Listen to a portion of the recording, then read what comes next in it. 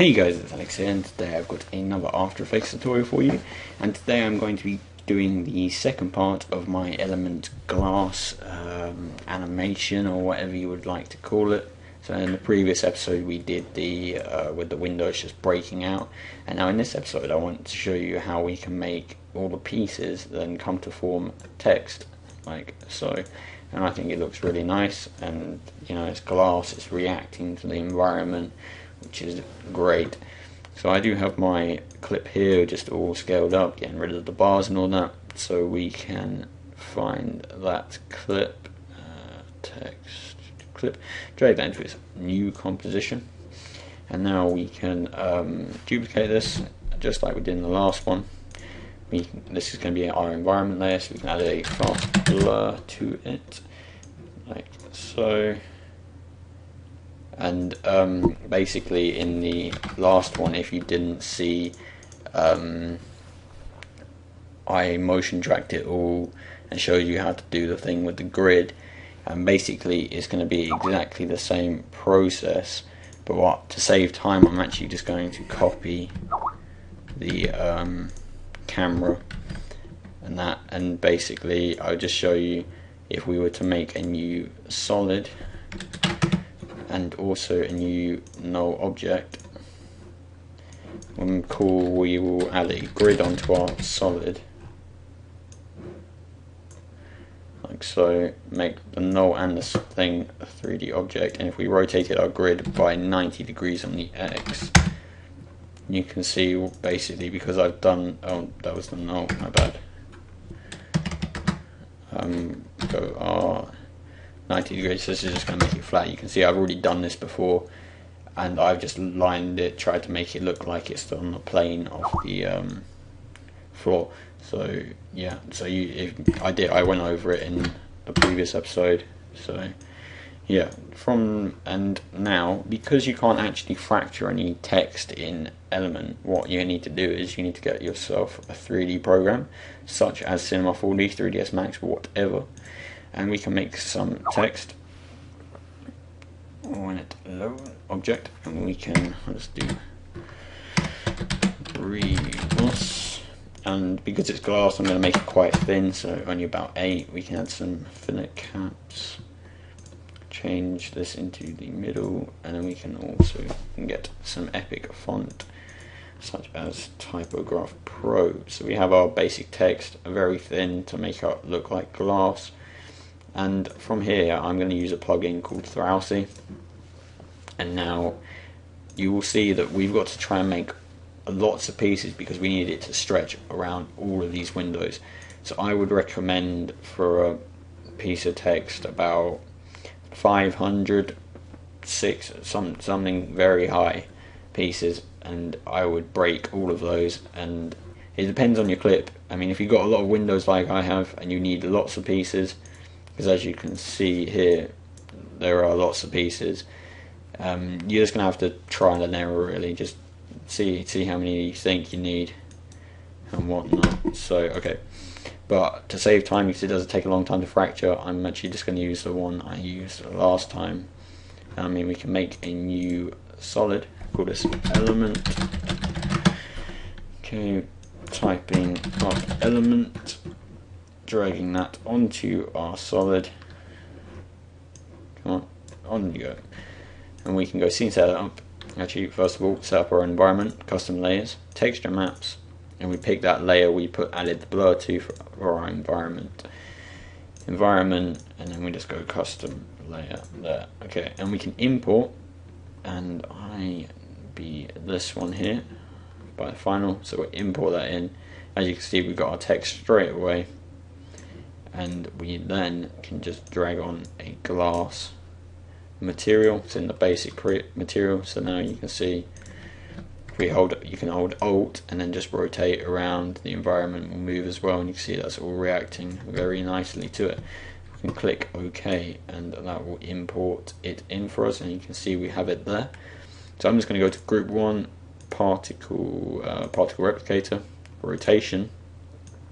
You can turn this all the way around till we get something looking like that. I'm just going to go back, and I'm actually just going to see sort of whether I positioned it up just to save time, so you would want to mess around. You can see that we've got a position here. Now, how I got that was, if you go back onto your motion tracked, I haven't motion tracked it, but basically you would have your motion tracked camera tracker, whatever you use to motion track it. You can see we've got nulls, and I would want it to be about here. So what I can do is create a new null like that, and then we can hit P on it, and you can see we get a position here. Now this obviously isn't the same one, but basically that gives us a null, and you can then work it out from there, see what the position. Yeah, so I mean, it's just going to trial and error. So I mean, we can just push this back and then scale it up. Oh god, I just made that a 3D layer, didn't I? My bad. Okay, and we can just scale that up, hold shift to make it go faster, and you're just going to want to scrub through until it looks like it's sort of staying in the right place.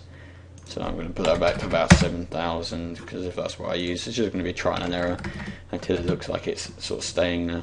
We can just adjust the rotation a bit, bring that round, move it into the middle a tad up, like so. Yeah, I'm not going to spend too long on it.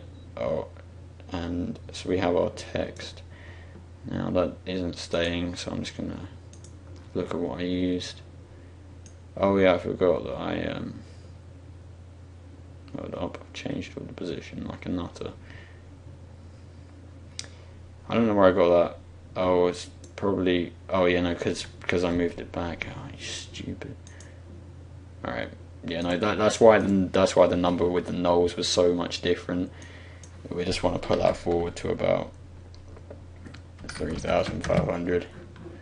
Scale that down. Sorry, I was looking right at the start, because we're going to want to move that back so it sort of looks like the scene we made earlier in the previous episode.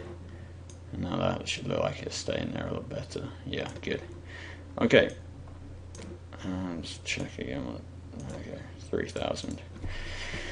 Okay, alright, now we're set up. Now what we can do is we can go a bit forward, and we can keyframe all the things we keyframed the last ones. That's position X and Y, position Z, wind again.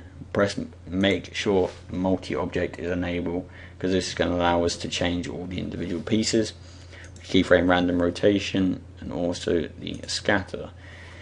Collapse this up, tidy it up, press U, and now what we can do is turn up the random rotation again, scatter it quite a lot, and we can also actually go to the first one, and we're actually going to do displace. Drop down and do displace X, like so. We can push this back in the Z space. We get a bit of movement of it coming forward,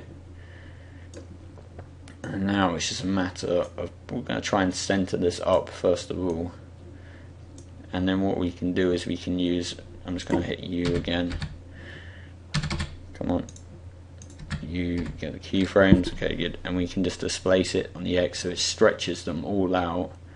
And we can also put up the size just to make them slightly bigger. So then we can bring the displace in a bit, move it over to the left, turn up the scatter a bit more. So yeah, you just want to mess around with the position, get it looking good, and then as you can see, all of the pieces then look like they come forward and form this text, which I think is pretty cool. Like so. I'm just going to try and mess around with the position a bit more.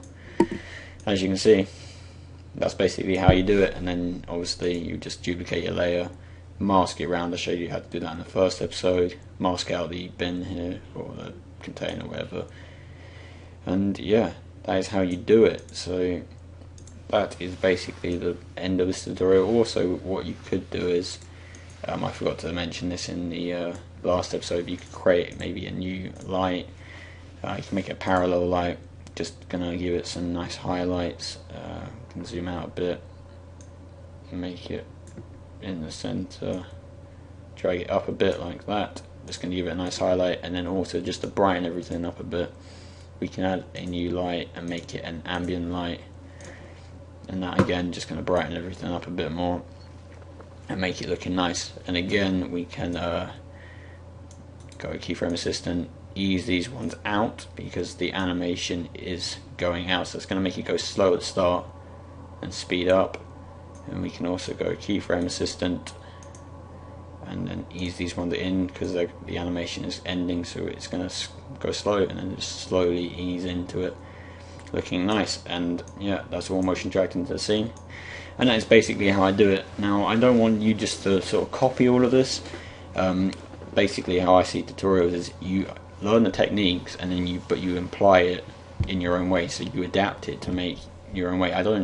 I hate it when I see people copy the exact same thing from a tutorial because it doesn't make anything original, and you know, so you just want to adapt it yourself. I think the scale could probably go up on these, you know, just try and mess around with it. There's so much things you can do within Element.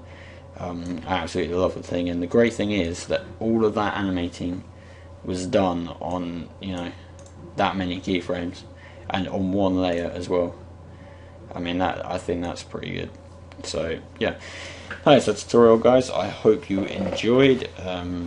Please remember to drop a like, that would be great for me. And yeah, I will see you on the next one. Keep your tutorial requests coming, it's great, and thanks a lot for watching. See ya.